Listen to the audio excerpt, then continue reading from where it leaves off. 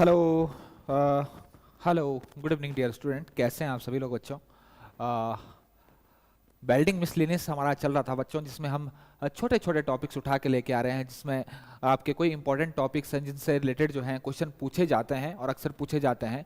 तो आज का जो मिसलेनियस कुछ टॉपिक्स उठा के लेके आया हूँ बच्चों मैं, वो है आपका फ्लक्स, सोल्डरिंग फ्लक्स, क्योंकि इससे बहुत ज़्यादा जो है बच्चों क्वेश्चन पूछे जाने लगे हैं। आपका सोल्डरिंग और ब्रेजिंग फ्लक्स से बहुत ज़्यादा जो है क्वेश्चन पूछे जाने लगे हैं। तो थोड़ा सा हम यही देख लेते हैं कि आपका जो फ्लक्स होता है वो सोल्डरिंग फ्लक्स जो है कौन कौन से होते हैं, कितने टाइप के आपके सोल्डरिंग फ्लक्स होते हैं, और सोल्डर हम किसे कहते हैं, सॉफ्ट सोल्डर क्या होता है, हार्ड सोल्डर क्या होता है बच्चों। गुड गुड इवनिंग डियर, सभी को नमस्कार, नवल किशोर सभी को नमस्कार। तो बच्चों आज हम इस वाले सेशंस में, इस वाले सेशन में हम कवर करेंगे बच्चों, हम आपका हमारा जो टॉपिक है आज का वो है आपका सोल्डरिंग फ्लक्स। क्या है बच्चों? Soldering flux. सोल्डरिंग फ्लक्स मैं पिछले जो सेशंस लिए हैं बच्चों, मैंने वेल्डिंग के जो पहले सेशन लिए हैं उनमें भी मैंने ये कवर किया है, लेकिन थोड़ा सा इसमें जो है फ्लक्स छूट गया था कि किस मेटल के लिए हम कौन सा किस मेटल की वेल्डिंग के लिए हम कौन सा फ्लक्स यूज करते हैं। तो ये भी जो है बहुत ज़्यादा पूछने लगा है, जैसे स्टेनलेस स्टील वेल्डिंग है, जिंक की अगर सीट है उसको अगर आपको सोल्डरिंग करनी है तो उसके लिए हम क्या यूज करते हैं। तो सबसे पहले बच्चों हम देखते हैं कि सोल्डर क्या होता है। सोल्डर हम किसे कहते हैं बच्चों, ज़्यादा हम डिटेल्स में नहीं जाएंगे क्योंकि मैं करा चुका हूँ।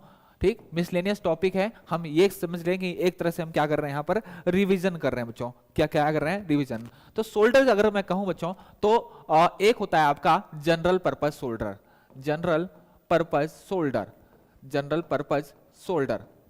और जनरल पर्पज सोल्डर में टिन लेड, क्या बच्चों, टिन और लेड की जो परसेंटेज होती है वो कितनी होती है आपकी सोल्डर की? अगर मैं बात करूं सोल्डर की, अगर मैं बात करूं तो इसमें टिन लेड की जो परसेंटेज होती है कितनी, टिन और लेड, टिन लेड का जो रेशियो होता है वो कितना होता है? 50:50। वो कितना होता है बच्चों? 50:50 होता है, 50:50। और जनरल पर्पस सोल्डर का जो मेल्टिंग पॉइंट होता है, टिन लेड अगर बच्चों कितना, टिन और लेड अगर, टिन और रेड का जो रेशियो है अगर 50-50 है तो इसको मैं क्या बोलता हूं? इसको बोलता हूं बच्चों मैं जनरल पर्पस सोल्डर। इसको क्या बोलता हूं? General purpose solder. और इस वाले सोल्डर का जो बच्चों मेल्टिंग पॉइंट होता है वो होता है आपका 244 डिग्री सेल्सियस। कितना होता है मेल्टिंग पॉइंट? कितना मेल्टिंग पॉइंट की अगर मैं बात करूं तो ये होता बच्चों आपका 244 डिग्री सेल्सियस। आगे हम बढ़े बच्चों, आगे अगर हम बढ़े तो एक सोल्डर आता है हमारा, एक सोल्डर आता है हमारा, अगर आपका मैं कहूं कि अगर आपका टिन का परसेंटेज जो है, अगर टिन परसेंटेज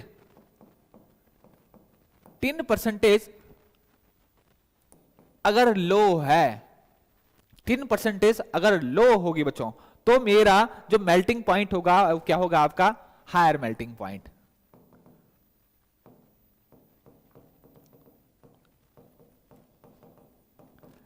और टिन परसेंटेज किसमें? सोल्डर में। किसमें? सोल्डर में। किसमें? सोल्डर में। टिन परसेंटेज अगर क्या है बच्चों आपका हाई है तो मेल्टिंग पॉइंट क्या हो जाएगा बच्चों आपका? लो मेल्ट। क्या हो जाएगा आपका मेल्टिंग पॉइंट? कैसा हो जाएगा आपका? Low melting point. इसके अलावा अगर मैं बात करूं, इसके अलावा बच्चों मैं बात करूं, अगर मैं आपको बात करूं तो अगर टिन की परसेंटेज, अगर टिन की परसेंटेज, ये इंपॉर्टेंट है बच्चों, अगर टिन की परसेंटेज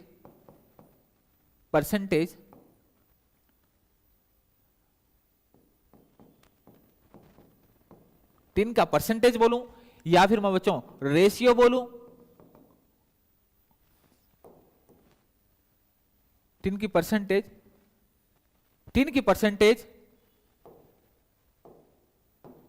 किसमें? लेड टिन में। किसमें बच्चों? लेड टिन में। अगर यहां पर जो बात हो रही है किसकी हो रही है? टिन लेड की, टिन लेड की। तो अगर टिन की परसेंटेज है वो क्या है बच्चों आपकी? वो ज्यादा है, टिन की परसेंट अगर ज्यादा है, कितनी है आपकी 60%, 60% से ज्यादा है,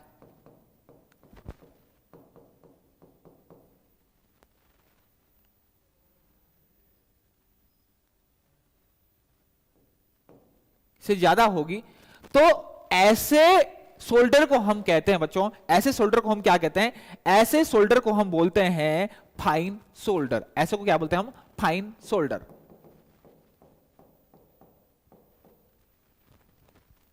ऐसे को क्या बोलते हैं हम, फाइन सोल्डर। और फाइन सोल्डर कितने होंगे बच्चों आपके, बहुत सारे आपके फाइन सोल्डर होते हैं, जैसे 70-30, 70-30, 64-34। जैसे बच्चों एक आपका होता है 70:30, 70:30। इसके अलावा बच्चों इलेक्ट्रिकल जो ज्वाइंट होते हैं वहां पर बहुत ज्यादा यूज कराया जाता है। इसके अलावा अगर मैं बात करूं बच्चों 66-34,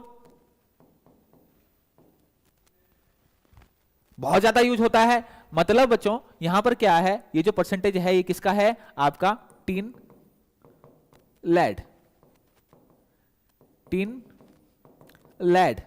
बोलने का मतलब है अगर आपका टिन का जो परसेंटेज है वो 60 से ज्यादा है तो हम उसको क्या बोलते हैं बच्चों, उसको बोलते हैं हम फाइन सोल्डर। क्या बोलते हैं हम, फाइन सोल्डर। और फाइन सोल्डर जो होता है, फाइन सोल्डर जो होता है उसमें उसकी क्या प्रॉपर्टी होती है, उसकी होती है बच्चों क्विक सेटिंग प्रॉपर्टी और हाई स्ट्रेंथ। इसमें दो प्रॉपर्टी होती है, quick setting property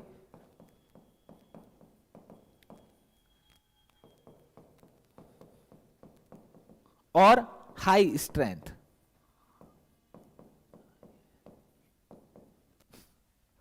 tin lead का जो परसेंटेज है अगर 70:30 है, 70:30 है बच्चों, इलेक्ट्रिकल वर्क के लिए बहुत ज्यादा यूज किया जाता है। मैं पहले बता चुका हूं, इलेक्ट्रिकल वर्क के लिए जो सोल्डर यूज होता है वो कौन सा होता है, इलेक्ट्रिकल ज्वाइंट अगर हमें बनाना है तो उसके लिए हम टिन लेड कितना 70:30। और 66:34 कहां पर यूज होता है बच्चों, ज्यादातर ब्रास और कॉपर। ये कहां पर होगा, ये होता है ब्रास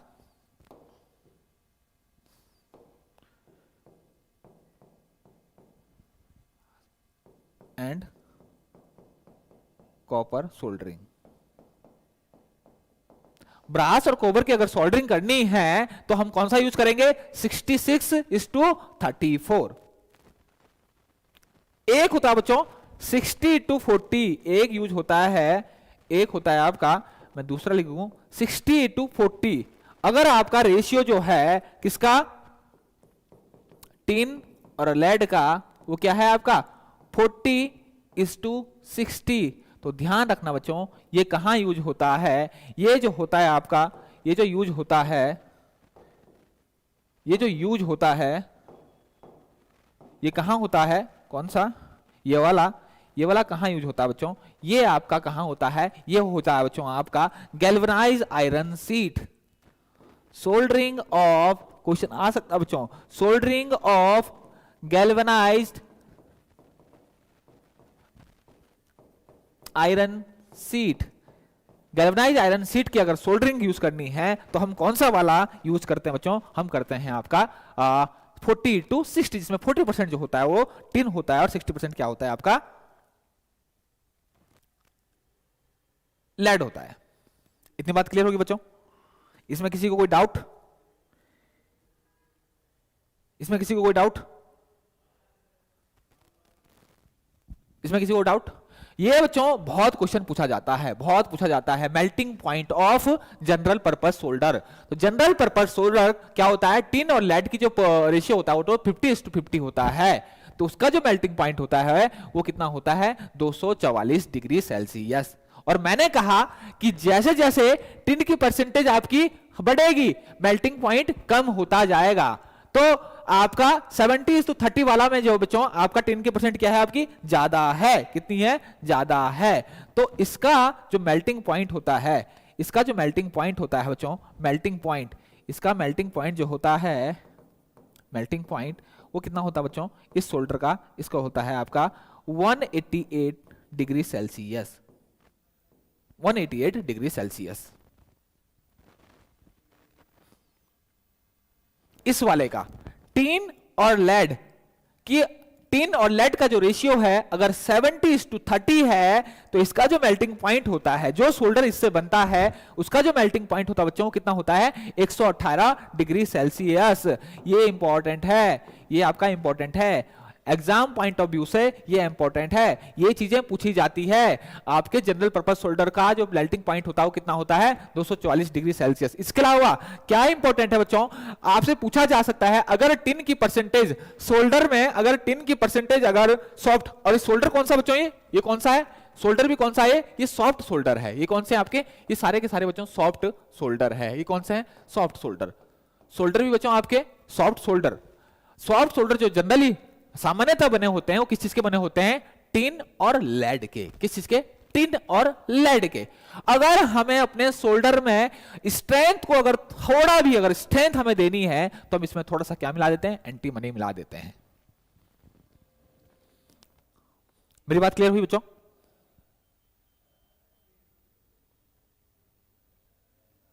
क्लियर होगी? आगे हम बढ़ते हैं, आगे हम बढ़ते हैं। एक चीज हम डिस्कस करते हैं, एक चीज हम डिस्कस करते हैं, क्या कि फूड हैंडलिंग वेसल जो होते हैं, food handling vessels, food vessels, या मैं बोलूं फूड वेसल्स, फूड वेसल्स जो होते हैं मेरे, फूड वेसल्स जो होते हैं, फूड वेसल्स जो होते हैं बच्चों, वहां पर फूड वेसल्स में सोल्डरिंग करने के लिए, मैं सोल्डरिंग करने के लिए लेड को अवॉइड किया जाता है। क्यों किया जाता है, क्यों किया जाता है बच्चों, पॉइजनस होता है। हम लेड जो है पॉइजनस होता है, हम पहले भी पढ़ चुके हैं इसकी प्रॉपर्टीज को बारे में, अवॉइड करते हैं। अब भाई अगर हम लेड को अवॉइड करते हैं तो हम क्या मिलाएंगे, तो इसके लिए जो सोल्डर यूज होता है वो क्या होता है बच्चों, वो क्या होता है, वो होता है आपका, हम यहां पर लेड ना यूज करके क्या यूज करते हैं बच्चों, हम क्या करते हैं, टिन एंटीमनी। क्या यूज करते हैं, tin antimony, tin antimony solder. Food vessel की सोल्डरिंग करने के लिए, ठीक, ये इंपॉर्टेंट है, पूछा जाता है, पूछा जाता है बच्चों, टिन एंटीमनी सोल्डर। इसके अलावा बच्चों आपसे पूछा जा सकता है for joining aluminium, for joining aluminium, अगर एल्यूमिनियम की सोल्डरिंग करनी है, अगर एल्यूमिनियम की क्या करनी है, सोल्डरिंग, तो हम कौन सा सोल्डर यूज करते हैं, कौन सा सोल्डर यूज करते हैं बच्चों, तो कौन सा सोल्डर हम यूज करते हैं यहां पर, कौन सा सोल्डर यूज करते हैं, यहां पर यूज करते हैं बच्चों हम लेड ना यूज करके हम क्या करते हैं, टिन जिंक सोल्डर।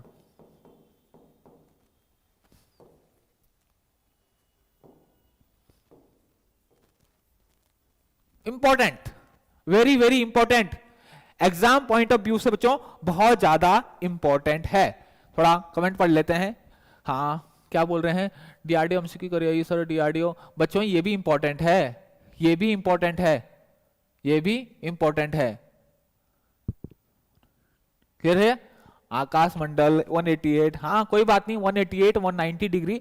थोड़ा सा बच्चों आपको थोड़ा कॉमन सेंस यूज करना है, इतने क्लोज ऑप्शंस कभी नहीं देता, कभी भी इतने क्लोज ऑप्शन नहीं देगा कि एक का अंतर रखेगा। थोड़ा जो ऑप्शंस रखता है बच्चों वो थोड़ा सा दूर दूर रखता है, आपको पता लग जाएगा वहां पर कि क्या है 188 के आसपास, क्या है 190 डिग्री है। तो जनरली क्या दिए देते हैं, एक्यूरेट जो है 180 है, उसके आसपास जो 190 भी सही माना जाता है, क्योंकि एग्जैक्ट जो है कोई चीज नहीं कहना किसी की चीज को थोड़ा सा टफ है।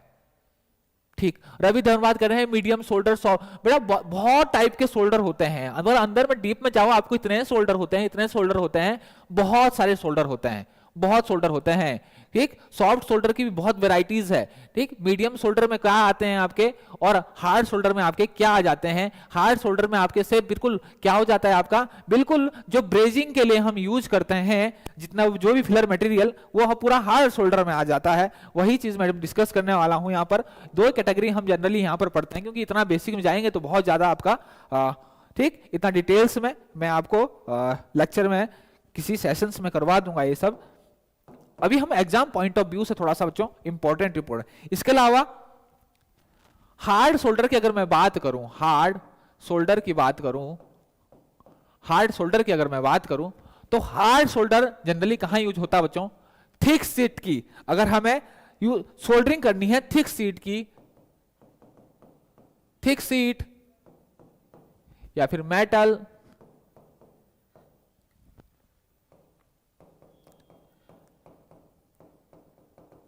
की सोल्डरिंग करने के लिए, इन जनरल अगर देखा जाए तो थोड़ा सा अगर ज्वाइंट अगर मुझको स्ट्रांग चाहिए, थिक अगर मेरी सीट है, सीट मेरा ज्वाइंट है, मेरी प्लेट जो है थोड़ी सी अगर मोटी है, उसको अगर मेरे को ज्वाइन करना है तो मैं हार्ड शोल्डर यूज करता हूं बच्चों।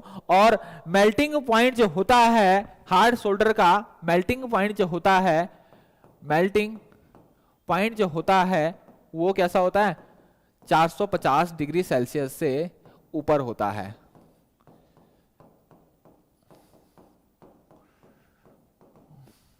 क्लियर, ये तो हम जनरली हमें पता है। और हार्ड शोल्डर जो होता है वो किस चीज का अलॉय होता है, बहुत सारी चीजें होती है, बहुत होता है आपके हार्ड शोल्डर, बहुत सारी चीजों के मिक्सचर होता है। इसमें अलॉय जो होता है, alloy of tin, lead, antimony, ये क्या होता है, alloy of tin, lead, antimony,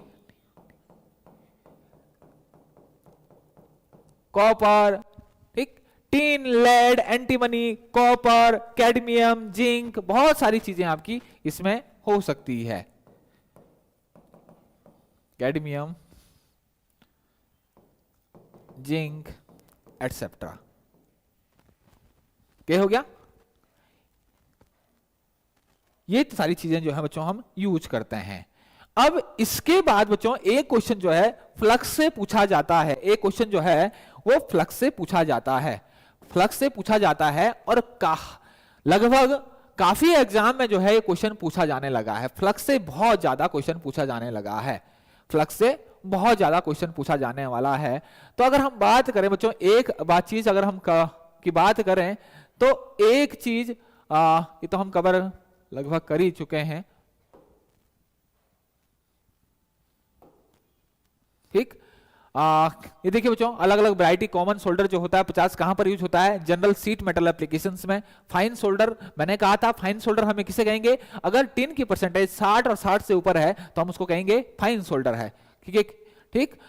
ये देखिए बच्चों, अलग अलग परसेंटेज है, कहां कहां यूज होता है, सिमिलर कहां कहां यूज होता है, सब आपको दिया गया है। इलेक्ट्रिकल वाला जो इलेक्ट्रिकल वर्क है, या फिर कॉपर और वाटर, कॉपर जो पाइप यूज करने के लिए जनरली पूछा जाता है, तो ये आपको पता होना चाहिए, हमने कवर भी कर चुका है थोड़ा सा। मेन चीज जो यहाँ पर आती है वो आते हैं बच्चों, वो क्या है यहाँ पर, वो है आपका फ्लक्स। मेन चीज क्या है आपका, वो है फ्लक्स। अब अगर मैं फ्लक्स की बात करूं बच्चों, फ्लक्स की अगर बात करूं, अगर मैं फ्लक्स की बात करूं तो फ्लक्स जनरली दो टाइप के होते हैं, दो टाइप के होते हैं। वो कौन कौन से आपके फ्लक्स होते हैं, एक होते हैं आपका इनऑर्गेनिक और एक होता है आपका ऑर्गेनिक फ्लक्स, एक होता है आपका इनऑर्गेनिक और एक होता है आपका ऑर्गेनिक फ्लक्स। फिर अब फ्लक्स का जो फंक्शन है वो हमें पता है, फ्लक्स क्या होता है, किस काम आपका फ्लक्स आता है बच्चों, क्या क्या काम करता है आपको पता होना चाहिए, आपको पता होना चाहिए कि किस किस काम जो है मेरा फ्लक्स आता है। तो फ्लक्स क्या करता है बच्चों, it remove oxide from the soldering surface. Soldering की अगर सरफेस, जिस सरफेस पे आपने सोल्डरिंग करना है उससे आपकी ऑक्साइड को रिमूव करता है। और इट प्रिवेंट्स कोरोजन, कोरोजन से बचाता है। दूसरा point, it form a liquid cover over the workpiece and prevent further oxidation. भाई ये क्या करता है, लिक्विड कवर कर देता है आपका वर्कपीस पे जहां पर आपको ज्वाइन करना होता है, जो कि आपको ऑक्सीडेशन से बचाते हैं, आपका जो ज्वाइंट है उसको ऑक्सीडेशन से बचाता है। तीसरी, it help molten solder to flow easily in the required place. मतलब अगर आपको दो वर्कपीस के बीच में अगर आपको अपना मेटल, अपना फिलर मेटल फ्लो करवाना है बच्चों, तो वो क्या करता है, इसकी फ्लोबिलिटी को बढ़ा देता है। तो क्या करता है, required place by lowering the surface tension of the molten solder, ताकि आसानी से बच्चों आपके बीच में जो है आपका मेटल जो है वो फिल हो जाए। तो ये फंक्शन होते हैं मेरे किसके, आपके फ्लक्स के। अब मेन चीज जो आती है इसमें, वो मेन जो आती है वो क्या आती है बच्चों, कि फ्लक्स कितने टाइप के होते हैं। तो फ्लक्स जो जनरली होते हैं बच्चों मेरे, वो कितने टाइप्स के होते हैं आपके, दो टाइप के आपके फ्लक्स होते हैं। एक होता है बच्चों इनऑर्गेनिक, एक होता है इनऑर्गेनिक। और इनऑर्गेनिक जो फ्लक्स होता है, इनऑर्गेनिक जो फ्लक्स होता है उसको हम एक्टिव फ्लक्स भी कहते हैं। और ऑर्गेनिक को देखो बच्चों, मैं आपको दोबारा बता रहा हूं, इनऑर्गेनिक जो फ्लक्स होता है,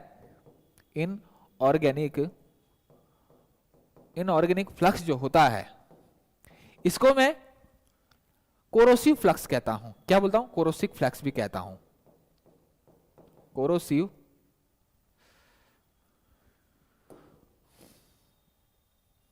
इसको बच्चों मैं कोरोसिव फ्लक्स भी कहता हूं। और ऑर्गेनिक फ्लक्स की अगर मैं बात करूं तो इसको मैं नॉन कोरोसिव भी कहता हूं, नॉन कोरोसिव फ्लक्स कहता हूं, नॉन कोरोसिव फ्लक्स। इसके अलावा ऑर्गेनिक को बच्चों मैं एक्टिव फ्लक्स कहता हूं, इसको मैं एक्टिव फ्लक्स भी कहता हूं, एक्टिव फ्लक्स। और इसको मैं क्या बोलता हूं, इसको मैं पैसिव फ्लक्स बोलता हूं, पैसिव फ्लक्स। अब देखिए एक्टिव, अब देखिए बच्चों इनऑर्गेनिक कौन सा होता है और ऑर्गेनिक कौन सा होता है।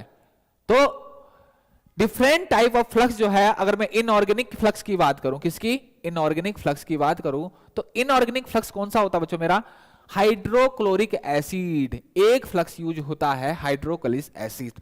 और HCl जो है बच्चों, वो कंसंट्रेटेड HCl यूज नहीं होता है, वो क्या होता है आपका, डाइल्यूट होता है। क्या होता है, डाइल्यूट। मतलब एक पार्ट अगर मैं HCl का मिला रहा हूं तो इसमें कम से कम 2 से 3 पार्ट यहां पर क्या मिलाऊंगा, वाटर मिलाऊंगा। क्या मिलाऊंगा, वाटर। तो ये क्या बन जाएगा बच्चों, ये डाइल्यूट बन जाएगा। क्या बन जाएगा, डाइल्यूट।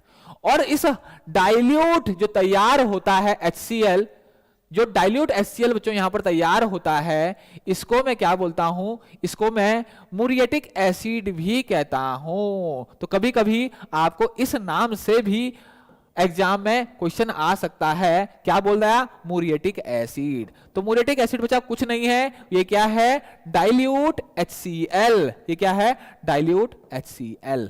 हाइड्रोक्लोरिक एसिड, डाइल्यूट कब बोलता हूं मैं इसको, जब इसको मैं थोड़ा सा पानी मिला देता हूं तो ये क्या बन जाता है, डाइल्यूट। तो इनऑर्गेनिक फ्लक्स जो है, मेयोटिक एसिड हो या फिर हाइड्रोक्लोरिक एसिड हो, हाइड्रोक्लोरिक एसिड है बच्चों, ये क्या है आपका, ये आपका इनऑर्गेनिक फ्लक्स है। इसके बाद आता है बच्चों जिंक क्लोराइड। क्या आता है, जिंक क्लोराइड। और जिंक क्लोराइड कैसे मिलता है मेरे को, अगर मैं HCl में जिंक क्लोराइड कैसे बनाता हूं, अगर हाइड्रोक्लोरिक एसिड में जिंक मिला दूं थोड़ा सा, तो मेरा क्या बन जाता है, जिंक क्लोराइड बन जाता है। और इसको बच्चों किल्ड स्पिरिट भी कहते हैं, इसको बच्चों किल्ड स्पिरिट भी कहते हैं। क्या बोलते हैं इसको, किल्ड स्पिरिट, किल्ड स्पिरिट भी कहते हैं। किसको, जिंक क्लोराइड। तो कभी कभी क्वेश्चन में किल्ड स्पिरिट भी दे सकता है। क्लियर हो गया, किल्ड स्पिरिट मतलब क्या है आपका, ये भी आपका इनऑर्गेनिक फ्लक्स है।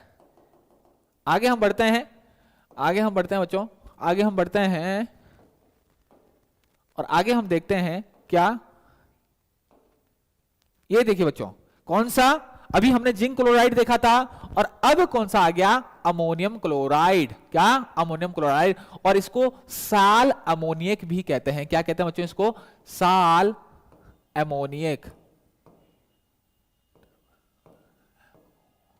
NiAC, साल अमोनियक। क्या, साल अमोनियक भी कहते हैं इसको। क्या कहते हैं, साल अमोनियक। ठीक, किसको, एमोनियम क्लोराइड। और एक चीज बच्चों बता दूं मैं, सबसे सोल्डरिंग में सबसे ज्यादा यूज होने वाला जो फ्लक्स है, प्रायः कॉमनली सबसे ज्यादा यूज होने वाला जो फ्लक्स है वो कौन सा है? वो जिंक क्लोराइड है। और जिंक क्लोराइड के बाद अमोनियम क्लोराइड, या यूं कहें सबसे ज्यादा यूज होने वाला जो फ्लक्स है वो जिंक क्लोराइड और अमोनियम क्लोराइड है। अगर इनमें से भी एक की बात करूं तो सबसे ज्यादा यूज होने वाला जो फ्लक्स है वो कौन सा बच्चों? वो जिंक क्लोराइड है। इतनी बात मेरी क्लियर होगी?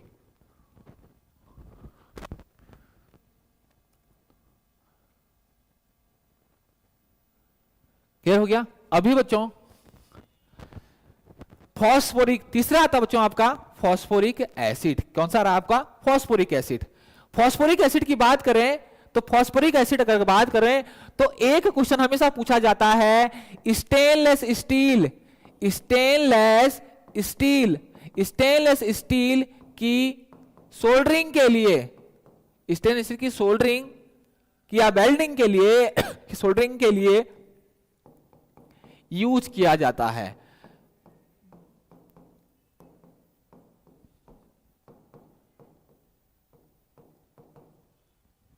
स्टेनलेस स्टील की सोल्डरिंग के लिए यूज किया जाता है। इससे पहले बच्चों मैं एक चीज आपको बता दूं, एक चीज में यहां से मैं थोड़ा मिस हो गया था, मिस कर गया। हाइड्रोक्लोरिक एसिड केवल जिंक की सीट या फिर गैल्वनाइज आयरन सीट की सोल्डरिंग करने के काम ही आता है। ओनली हाइड्रोक्लोरिक एसिड ज्यादातर सामान्यतः जो हम यूज करते हैं सोल्डरिंग के में, उसमें सामान्यतः केवल इसमें जो यूज होती है, कहां पर यूज होती है बच्चों?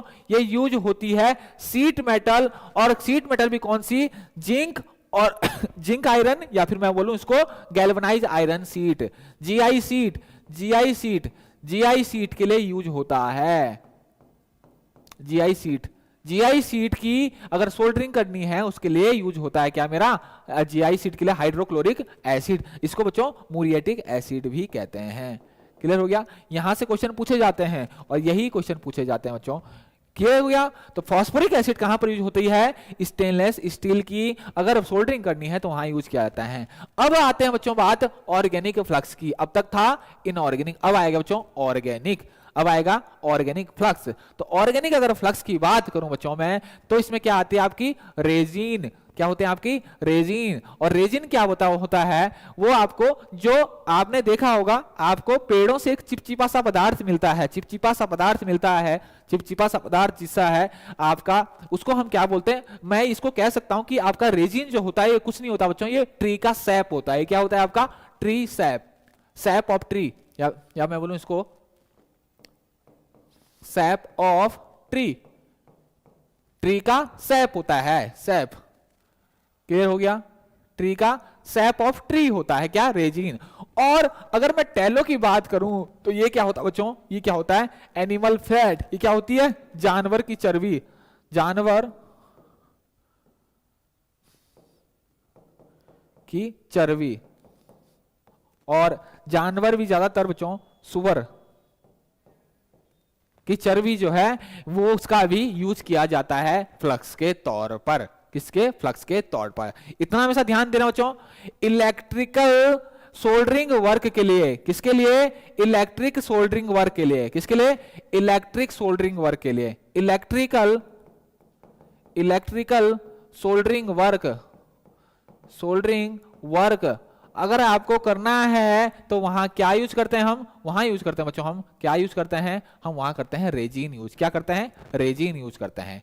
इलेक्ट्रिकल सोल्डरिंग वर्क के लिए हम क्या यूज करते हैं बच्चों? रेजिन यूज करते हैं। इसके अलावा रेजिन जो है कॉमनली हम यूज कर सकते हैं, हम ब्रास हो, ब्रॉन्ज हो, टिन हो, निकिल हो, इन सबको हम रेजिन से जो है रेजिन का यूज करके हम क्या कर सकते हैं? ज्वाइंट बना सकते हैं। ठीक। और ब्रास और कॉपर को, लेड, ब्रास, कॉपर जो है यहां पर हम टैलो यूज कर सकते हैं। अब बच्चों सबसे इंपॉर्टेंट चीज जो यहां पर आती है वो क्या आती है? वो आती है आपको, ये पूछा जाता है, यहां से आपसे क्वेश्चन पूछा जाता है, यहां से बच्चों आपसे क्वेश्चन पूछा जाता है। अगर एल्यूमिनियम और एल्यूमिनियम ब्रॉन्ज, एल्यूमिनियम हो बच्चों, एल्यूमिनियम ब्रॉन्ज हो, ठीक, या फिर आपका ब्रास हो, एल्यूमिनियम हो, एल्यूमिनियम ब्रॉन्ज हो, ब्रास हो, इसके लिए क्या यूज होता है? Killed spirit. किल्ड स्पिरिट का मतलब बच्चों क्या है? क्या है आपका? Zinc chloride. क्या? Zinc chloride.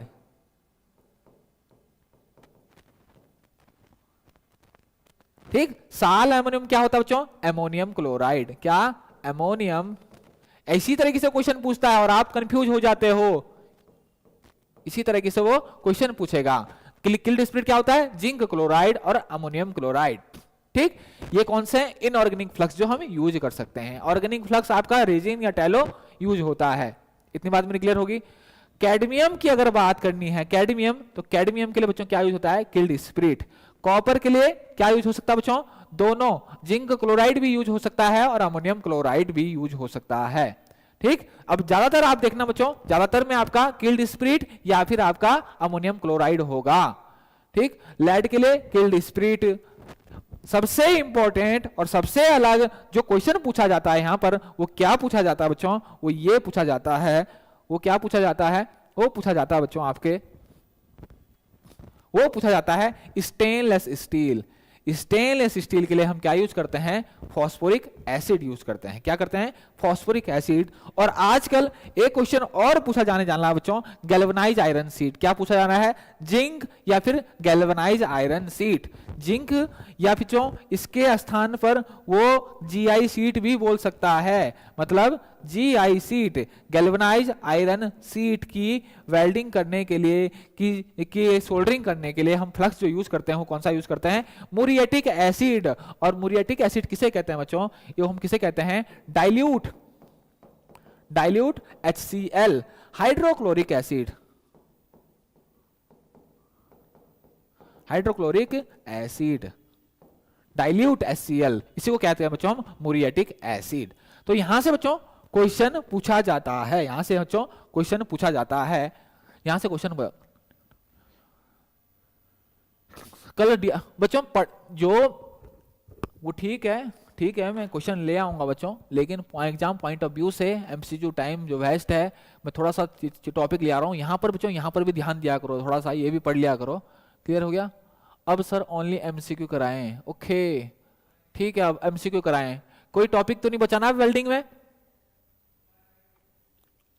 अब कोई टॉपिक तो नहीं बचा वेल्डिंग में?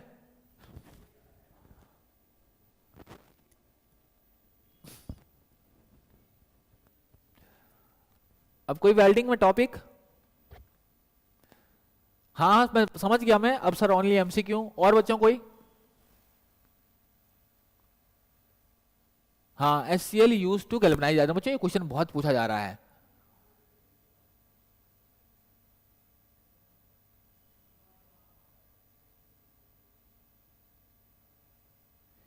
रवि डेमनवाद कह रहे हैं सर कास्ट आयरन के लिए सोल्डरिंग कर सकते हैं। बच्चों कास्ट आयरन के लिए सोल्डरिंग हम अवॉइड करते हैं, अवॉइड करते हैं। कास्ट आयरन की वेल्डिंग के बच्चों आपको पता है कि कास्ट आयरन की वेल्डिंग अपने आप में बहुत डिफिकल्ट होती है, बहुत ज्यादा डिफिकल्ट होती है। ठीक, वहां पर हम वेल्डिंग ना करके बच्चों, वहां पर हम सोल्डरिंग, वहां पर वेल्डिंग ही नहीं हो पाती बच्चों। अगर हम बात करें तो अब यूज करेंगे बच्चों वहां पर ब्रेजिंग। अगर हम करेंगे भी तो वहां पर ब्रेजिंग करेंगे, लेकिन उसके लिए बहुत सारी चीजें होती है, post heat treatment, pre heat treatment, pre heating और पोस्ट हीटिंग। इसके अलावा बच्चों वहां पर हम फ्लक्स यूज करेंगे। कौन सा यूज करेंगे बच्चों? बोरेक्स, बोरेक्स हम यूज ज्यादा करते हैं,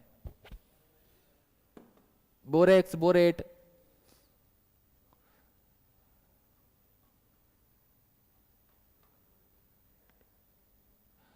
रवि धन्यवाद कह रहे हैं सर 50 क्वेश्चन कराएं सर प्लीज डेली। बच्चों डेली 50 क्वेश्चन, एक बच्चा 25 क्वेश्चन में एक घंटा निकल जाता है, 1 घंटा मिलता है बच्चों, और भी 1 घंटा निकल जाता है। 25 क्वेश्चन, 50 क्वेश्चन बच्चों बहुत ज्यादा होते हैं, 50 क्वेश्चन बहुत ज्यादा होते हैं। एक दिन में 25 क्वेश्चन अगर हो जाएं अच्छी तरीके से, 25, अगर मैं एक चीज बच्चों आप समझिए, अगर मैं यहां पर 25 क्वेश्चन अगर कराता हूं ना, तो इसका मतलब 25 क्वेश्चन के साथ एक मान के चलो उसके साथ आपके 15 क्वेश्चन और क्लियर हो रहे हैं, क्योंकि ऑप्शन से बच्चों आपकी और चीजें भी वहां पर क्लियर होती है।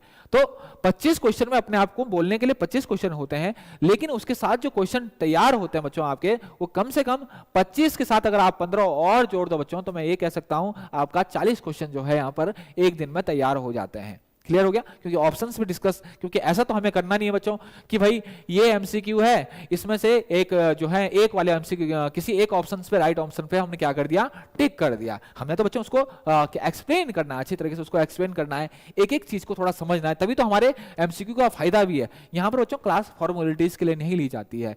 यहाँ पर अगर थोड़ी भी अगर क्लास ली जाए ना, मेरा हमेशा ये मोटो रहता है, मेरा हमेशा ये कोशिश रहती है कि क्लास चाहे बच्चों 10 मिनट की हो, लेकिन वो फॉर्मेलिटीज ना हो, ईमानदारी से हो, जिससे कुछ सीखने के लिए मिले। इसीलिए बच्चों आपने देखा होगा मैं फालतू ज्यादा भी नहीं आता हूं, लेकिन जब भी आऊंगा, जब भी मेरे को टाइम मिलता है बच्चों, तो मैं कुछ ऐसे कंटेंट के साथ लाने की कोशिश करता हूं। हमेशा नहीं हो पाता है, ठीक, लेकिन मैं कोशिश हमेशा करता हूं कि कुछ जो है कुछ ऐसी चीज लेके आए बच्चों जिस चीज में आपको प्रॉब्लम हो और जिस चीज का जो है आपको फायदा भी मिले। ठीक है बच्चों, आज के लिए इतना ही, फिर कल मिलते हैं इसी टाइम पे, ठीक, तब तक के लिए धन्यवाद बच्चों।